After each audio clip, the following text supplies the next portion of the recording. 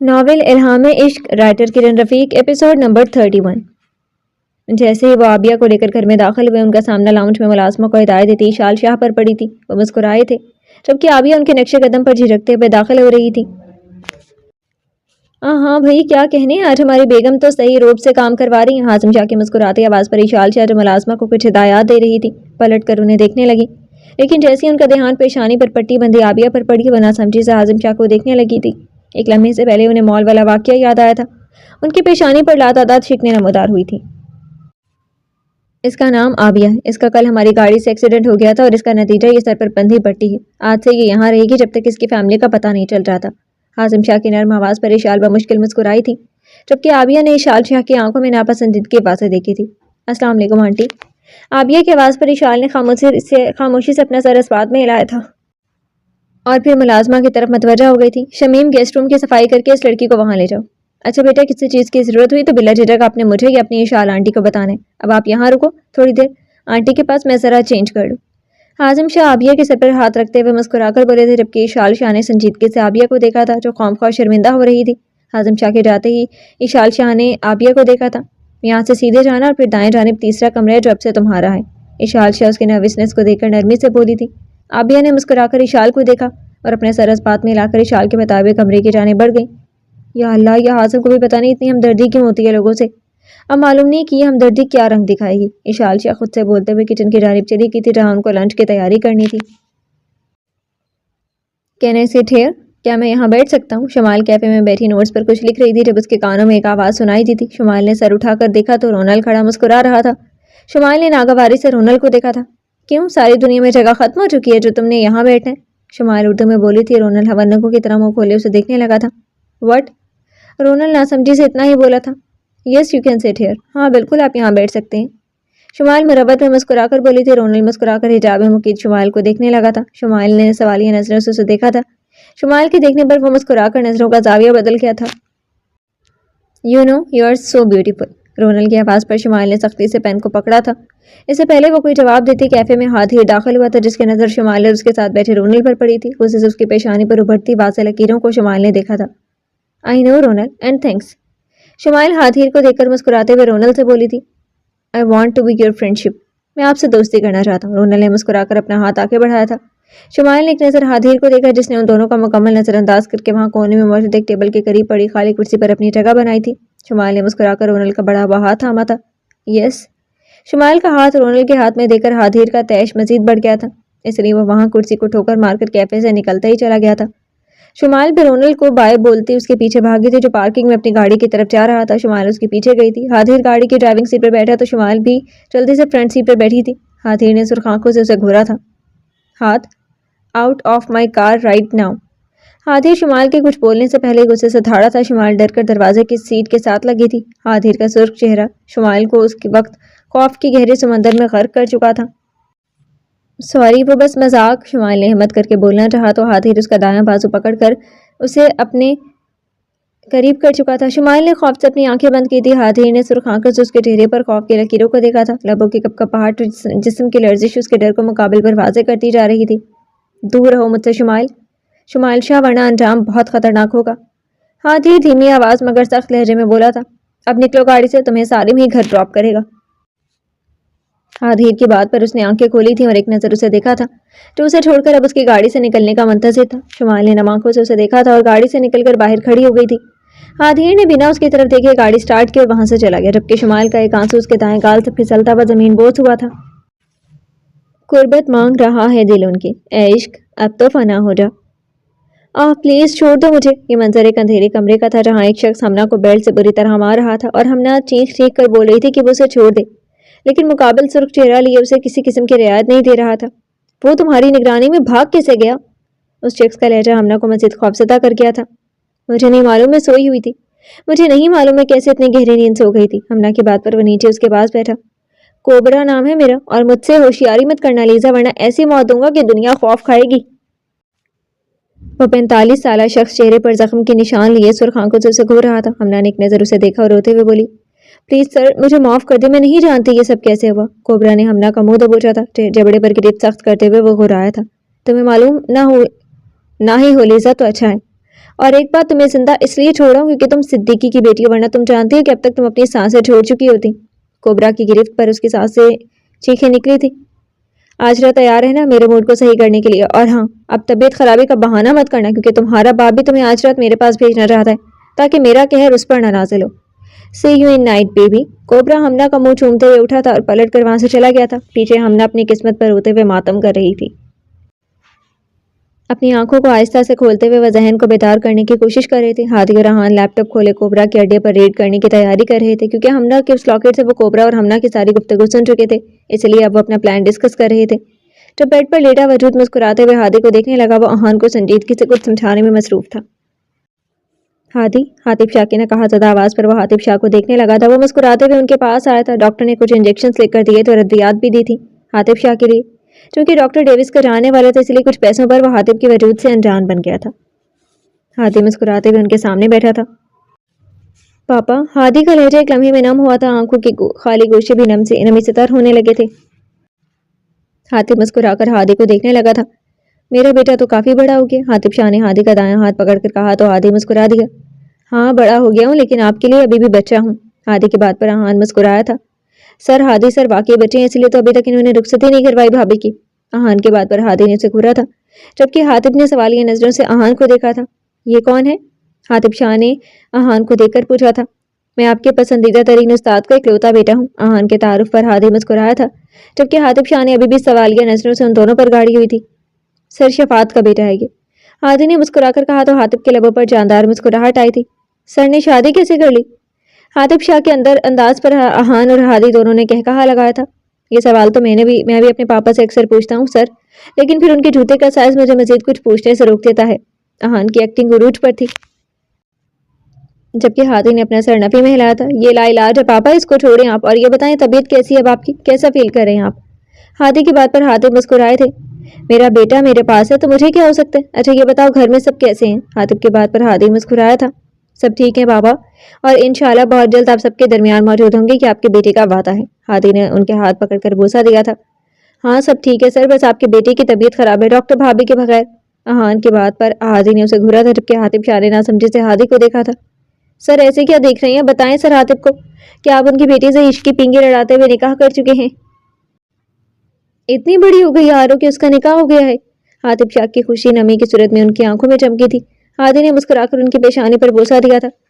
کچھ زیادہ ہی بڑی ہو گئی ہے آپ کی بیٹی، اور زبان تو مت ہی پوچھیں، آپ پاکستان سے انڈیا کے بارڈر تک لمبی ہے۔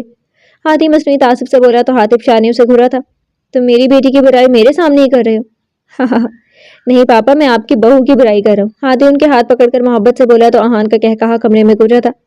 سر قسم سے آپ کو بہت سیاسی داماد ملا ہے۔ احان یہ بول کر کمرے سے بھاگا تھا، جبکہ حاطب شاہ نے مسکرا کر ہادی کو دیکھا تھا، جو بار بار ان کے ہاتھوں پر بوسہ دے رہا تھا۔ رات کا کھانا سب خاموشی سے کھا رہے تھے، جب حازم شاہ عابیہ کی غیر موجودگی کو نوٹ کرتے ہوئے اشال شاہ سے مخاطب ہوئے تھے۔ بیگم عابیہ کہاں ہے؟ حازم شاہ کی بھاری آواز پر جہاں حمین نے منہ بسور کر حازم شاہ کو دیکھا تھا، وہیں عائرہ ناسمجھی سے حازم شاہ کو دیکھنے لگی تھی۔ اشال شاہ نے ایک سنجیدہ نظر حازم شاہ پر ڈالی تھی۔ وہ گیسٹ روم میں، اور میں نے اس کا کھانا وہیں بھجوا دیا۔ اشال شاہ کے لفظ پر حازم شاہ نے بے یقینی سے انہیں دیکھا تھا۔ کیا مطلب ہے تمہارا؟ تم اس بچی کو کیا چھوت کی بیماری سمجھ رہی ہو؟ حازم شاہ کا لہجہ سخت ہو گیا تھا اور چہرہ سرخ ہو گیا تھا۔ انہیں واقعی اشال شاہ کا یہ قدم پسند نہیں آیا تھا۔ شاہ، میں نے تو بس اس کے آرام کی خاطر ایسا کیا ہے۔ اشال شاہ کی دلیل کمزور تھی۔ مجھے تم سے یہ توقع نہیں تھی اشال شاہ۔ حازم شاہ یہ بول کر اٹھے تھے اور بنا کسی کی طرف دیکھے گیسٹ روم کی جانب گئے تھے۔ ماما، کون عابیہ؟ اور پاپا اتنا ہائپر کیوں ہو رہے ہیں؟ عائرہ نے اشال شاہ کو دیکھ کر پوچھا تھا۔ بیٹے، وہ مال والی لڑکی کے بارے میں بتایا تھا نا آپ کو، وہی ہے۔ کل اس کا ہماری گاڑی سے ایکسیڈنٹ ہو گیا تو ریڈ اسے ہمارے گھر لے آئے ہیں۔ میں نے سنجیدگی سے جواب دیا تھا۔ او مائی گاڈ، مطلب وہ زخمی ہے ابھی؟ عائرہ نے فکر مندی سے پوچھا تھا۔ بیٹے، وہ زخمی ضرور ہے، لیکن قسم لے لیں جو اس کی زبان پر خروش تک آئی ہو۔ حمین مصنوعی تعصب سے بولا تھا۔ ماما، آپ کو اس بات کو بھول جانا چاہیے، کیونکہ آپ کا لاڈلا اس لڑکی کو یونیورسٹی میں کافی تنگ کر چکا ہے۔ عائرہ نے حمین کو گھور کر اشال شاہ کو بتایا تو وہ شرمندہ ہوتے ہوئے سر جھکا گئی تھی۔ اس سے پہلے کہ وہ کچھ بولتی، حازم شاہ عابیہ کے ساتھ لاؤنج میں آئے تھے۔ حمین نے گھور کر عابیہ کو دیکھا تو اسے حازم شاہ کا پیار عابیہ کے لیے ایک آنکھ نہیں بھا رہا تھا۔ بیٹا آپ بیٹھو، اور شمیم آپ عابیہ کو کھانا سرو کرو۔ حازم شاہ عابیہ کو عائرہ کے ساتھ والی کرسی پر بٹھا کر مسکراتے ہوئے ملازمت سے بولے تھے۔ اسی دوران وہ اشال شاہ کو مکمل طور پر نظر انداز کر گئے تھے۔ السلام علیکم عابیہ، میرا نام عائرہ ہے۔ عائرہ شاہ نے مسکراتے ہوئے اپنا تعارف کروایا تھا۔ وعلیکم السلام، میرا نام عابیہ ہے۔ आबिया झिझक कर बोली थी। आबिया बच्चे, किसी भी चीज़ की ज़रूरत हो तो मुझे बता दीजिएगा, वरना आयरा आपकी बड़ी बहनों की तरह है, इसे बता देना, बाकी किसी से कुछ कहने की ज़रूरत नहीं है। हाजिम शाह ने आखिरी बातें शालशा के झुके सर को देखकर कही थी। डैड वैसे कमाल की महारत रखते हैं आप तंज के तीर चलाने में, हुमैन जलकर बोला था। हाँ, तुम्हारी माँ से सीखी है यह खासियत। हाजिम शाह बोलकर खाने में मसरूफ़ हो गए थे, जबकि शालशा अपनी जगह से उठी थी और बिना किसी की तरफ देखे अपने कमरे में चली गई थी। उनके जाते ही हाजिम शाह ने भी खाना खाना छोड़ दिया था। हाँ हाँ, जब मालूम है इनके बगैर खाना हजम नहीं होता तो मत किया करे ना उनका नाराज़, आयरा हंसते हुए बोली थी। तुम्हारी माँ शुरू से ही ज़िद्दी रही है। हाजिम शाही शाल के लिए खाना एक ट्रे में निकालते हुए बोले थे। डैड, मेरे कमरे का दरवाज़ा 11 बजे के बाद बंद होगा। हुमैन की बात पर हाजिम शाह ने उसे घूरा था। तुम्हारा बाप इतना निकम्मा नहीं है कि एक अदद रूठी बीवी को मना ना सके। तुम अपने कमरे का दरवाज़ा बंद ही रखना, यही तुम्हारे लिए अच्छा होगा। हाजिम शाह ने उसे घूरते हुए ट्रे उठाए वहाँ से अपने कमरे की तरफ चले गए थे। बीजे, मैं थोड़ी देर तक बड़ी माँ के कमरे में आता हूँ, शुमाल को कॉल की है हमने। ओके, तब तक आप यहाँ मौजूद लोगों को कंपनी दें। हुमैन ये बोलकर सीढ़ियों की तरफ चला गया था, जबकि आयरा ने मुस्कुराकर उसकी पुश्त को देखा था। ठीक से खाना खाओ आबिया, आयरा मोहब्बत से उसे टोकते हुए बोली थी। आप हुमैन की बड़ी बहन है। आबिया के बेतु के सवाल पर आयरा ने बमुश्किल अपनी मुस्कुराहट रोकी थी।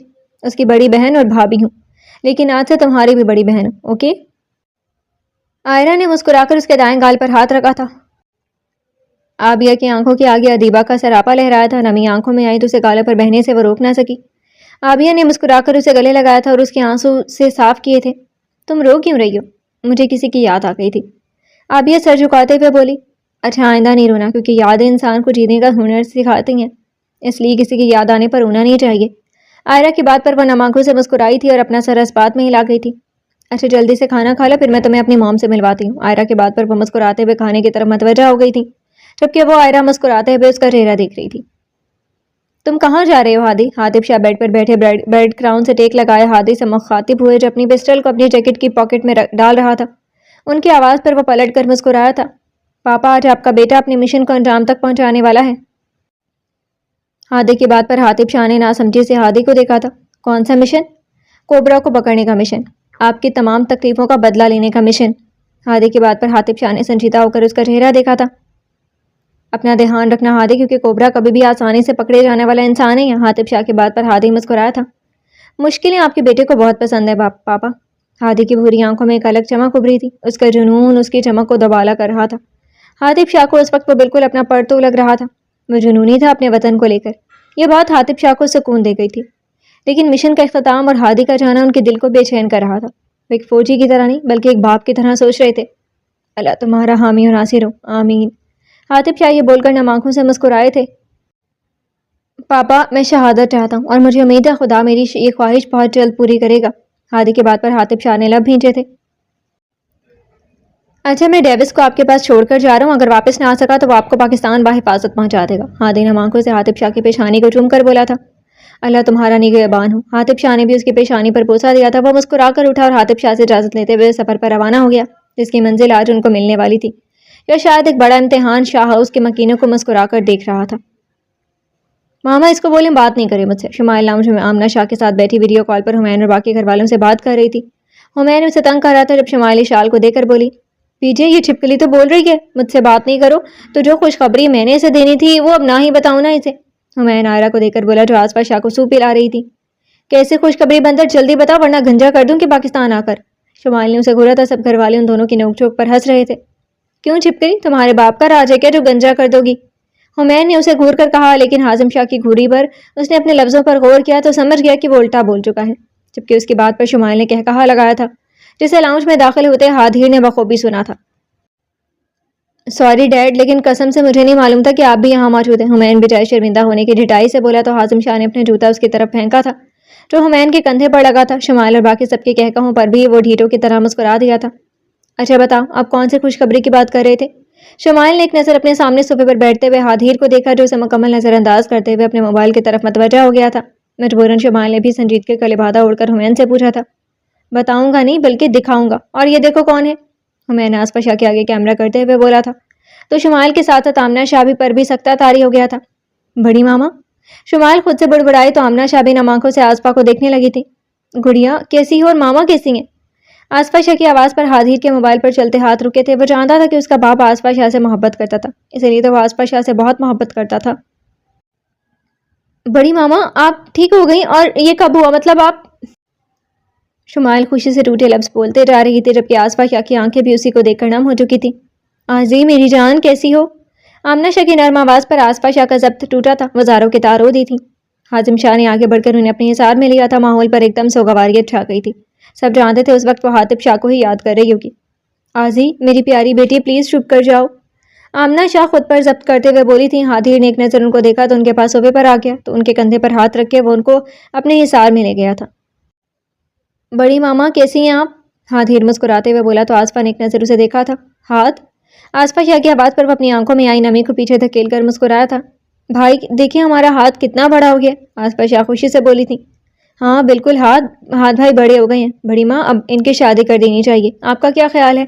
हुमैन की शरारत पर हादिर ने उसे घूरा था, जबकि बाकी घर वालों ने मुस्कुराकर हादिर की घूरी और हुमैन की मासूमियत को देखा था, जो वो हादिर के देखने पर अपने ऊपर तारी कर गया था।